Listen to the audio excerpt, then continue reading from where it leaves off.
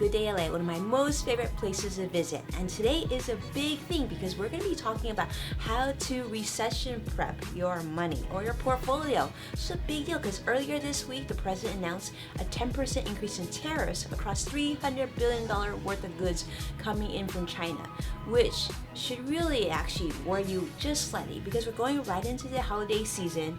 And for those of us in the financial industry, we also know that it's layoff season at the end of the year. So that could mean a lot less money for people to spend when it's most important.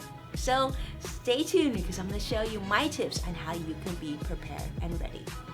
Experts and the market watchers talking about recession as a result of what's going on. Pretty loudly, in fact, when a recession hits, it's hard to predict exactly when, but lucky for us, we have somebody who has the crystal ball.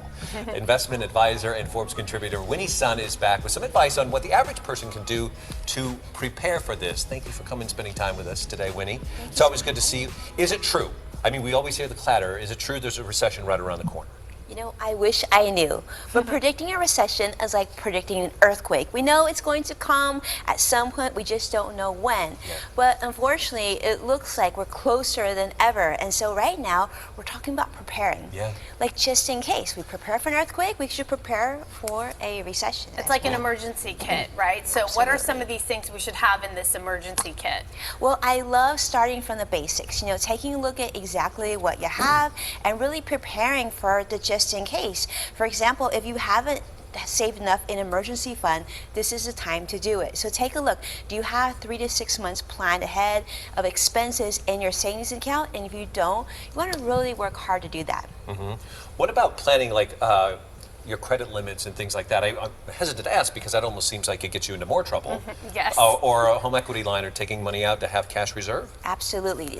And Mark, that's a great idea, especially right now. Now, if you can commit to being very responsible with your credit cards and your home, then you might want to consider contacting any loans that you have or credit card companies and asking them to extend your credit. Now, this should be a last resort. Additionally, if you have equity in your home and you have a good job and you're able to take a home equity line of credit out on your home, this again is a just in case, or like a line of credit that you only tap if you have no other resources. When it's that pile of money is I'm getting a flashback. This is really bad. When I was in college, I would be in like a dressing room and I would call the credit card company to try to get my limit extended. I'm not even kidding, because it's so tempting and it's easy to do, and then they count on you to make that mistake. Well, so what you want to do is when you get your home equity line of credit, they give you the checks, shred the checks. So you actually have to call someone to take out, you know, money from your house. And those credit cards, put them in the freezer. Put them in the freezer. Which Yeah, is good. like make them into an ice cube and don't touch them. At one point you said you should update your LinkedIn status. Yes. Get your resume together. Why? Absolutely. You know, when we're talking about a recession, the timing of it is really poor because we're going right into the end of the year. And those of us in the financial industry knows that not only is it holiday season and spending season, but it's also layoff season.